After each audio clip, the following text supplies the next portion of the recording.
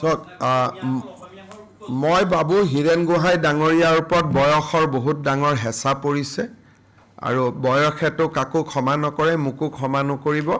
গতিকে তেখেতৰ সুস্বাস্থ্য আৰু দীৰ্ঘ জীৱন মই কামনা কৰিছোঁ কিন্তু যোনে মিয়াসকলক অসমীয়া মানুহৰ বন্ধু বুলি ক'ব পাৰে তেওঁৰ মতিভ্ৰম হোৱা বুলি ক'ব লাগিব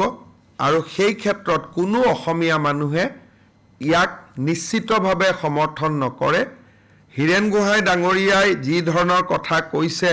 যে মাৰোৱাৰী বিহাৰী মানুহখিনি আমাৰ নহয় মিয়াখিনি আমাৰ শুনিও বেয়া লাগিছে আৰু শুনি মই হজমো কৰিব পৰা নাই আৰু বিষয়টো মই পঢ়া নাই মই ভাবি লৈছোঁ যেন এইটো হীৰেণ গোহাঁই কোৱা নাই তেনেকৈ মনত এটা আত্মসন্তুষ্টি লাভ কৰি তাক অলপ বাহিৰ কৰি থৈ দিছোঁ মনৰ পৰা